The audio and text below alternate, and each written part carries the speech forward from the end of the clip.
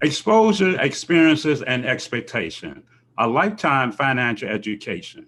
Yes, the picture you see here has a significant meaning, historically and presently.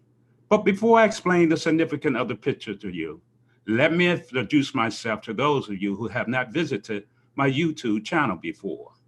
I'm Philip Newby, coming to you from Feel Good for Life, a platform where my ultimate purpose is to touch, move, and inspire people to improve in every aspect of their life, regardless if you are a baby boomer or an internet groomer, such as the millennials, Generation X or Z.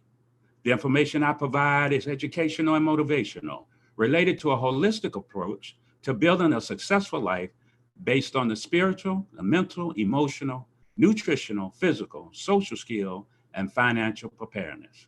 Having an equal balance in all those areas is critical to living a happy, fulfilled life.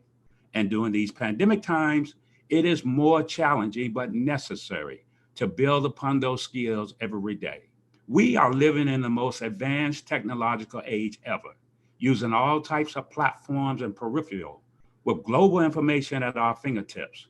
So why are most of us still using the old educational system, settling for traditional education at home, and still not learning the most critical elements to sustain life? What are those critical elements? Finding a need and filling it to attain financial stability and knowledge to pass from one generation to the next. Here's where my picture has its significance. I'm part of the baby boomer generation. Baby boomer children spent our time outdoors playing because we didn't have the technological toys to keep us inside for entertainment. So we spent our time outdoors engaging in physical activities like girls jumping rope, playing hopscotch, engaging in hula hoop contests, while boys played football, basketball, and baseball, and engaged in any activity that stimulated our imagination. I came from an economically deprived background, so some of my playing and creative time alone was playing in broken down abandoned cars or exploring boarded up abandoned homes. It was the 1960s. Times were financially hard for many. So one day I entered a four-story abandoned home where the neighborhood was once an area of wealth, but financial times were taking its toll on everyone in the home. There was a dining room area set up with furniture and a long dining room table with plates and silverware on the table, but containing dust and spiderware.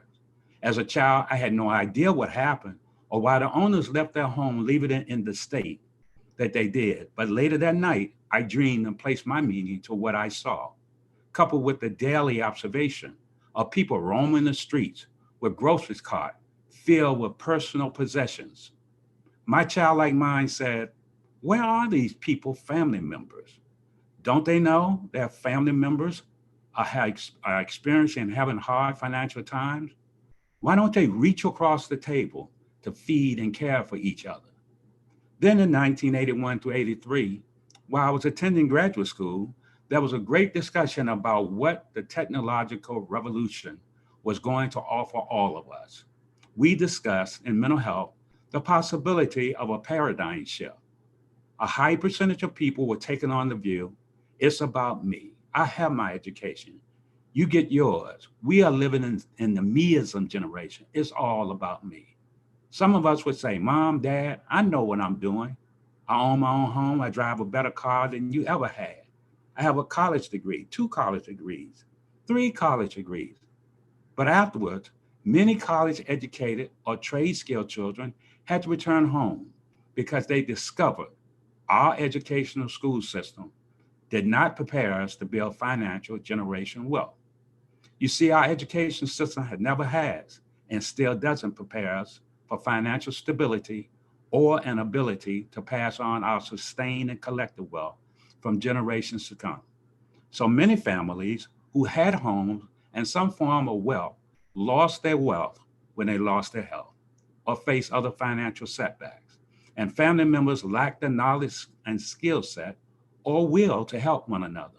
Metaphorically, most of us sat across the table from one another, perishing, unable or unwilling to provide assistance.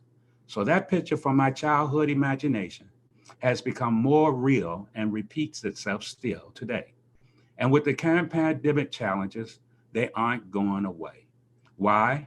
Because our school system did not educate us to build financial wealth for ourselves or for generations to come. Yet the economy always survived. Why? How? Learn to reach across the table to help one another at home and abroad, building financial wealth and health for generations to come. To do so, click the link below. And when you finish reviewing the 3-minute video, set up an appointment on my automated calendar to get a one-on-one webinar with me for details and for other answers to your questions. Last but not least, if you be so kind, take some time, like, share, and subscribe. Thank you.